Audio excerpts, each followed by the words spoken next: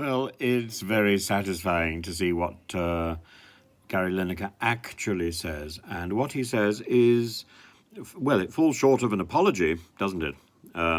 As it should. In fact, he makes it quite clear where his position lies. And Suella Braverman, I think, should look at the popularity of Lineker and question her own position. Lineker says, a final thought, however difficult the last few days have been, it simply doesn't compare to having to flee your home from persecution or war to seek refuge in a land far away. It's heartwarming to have seen the empathy towards their plight from so many of you. And he thanks his colleagues for support. He is immeasurably proud, quote, of working in the BBC. He talks about a surreal few days, and I'm delighted we have navigated a way through this. I want to thank you all for the incredible support, particularly my colleagues at BBC Sport, for the remarkable show of solidarity. It's Davie who apologises and recognises there are grey areas in the social media guidance. I think Gray should recognise that he's imposed unrealistic and chaotic guidelines. And the BBC acknowledges that it cannot police all contributors. In fact, what it tends to do is weigh down very heavily on minor individuals, people who may have breached a technicality. And the people who are very much in the media view tend to get away with quite a lot. There is a muddle on impartiality, that's quite clear.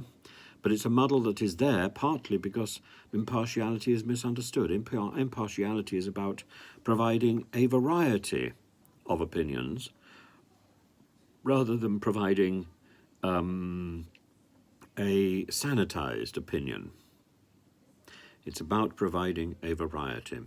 And so we want to hear from that variety. If this is our national broadcaster, we want to know the huge breadth of opinion that is in the UK, because if we don't know that, then the government can quite happily run around the place convinced that it is reporting what everybody thinks.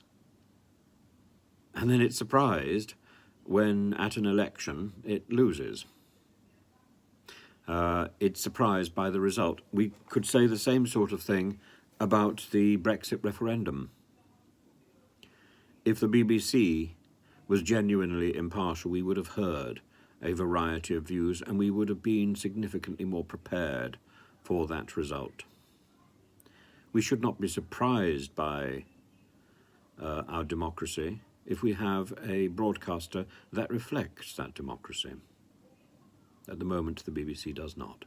The BBC has always had a slightly left-wing bias in its reporting, but it's increasingly got a very right-wing bias in its management. I don't think that's impartiality.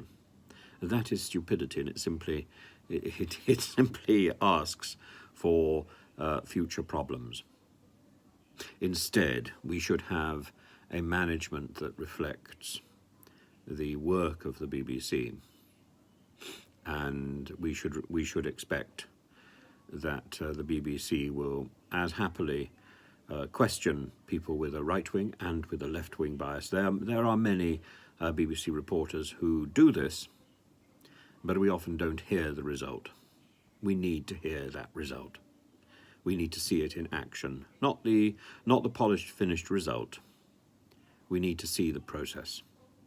And it's that process which Gary Lineker has exposed.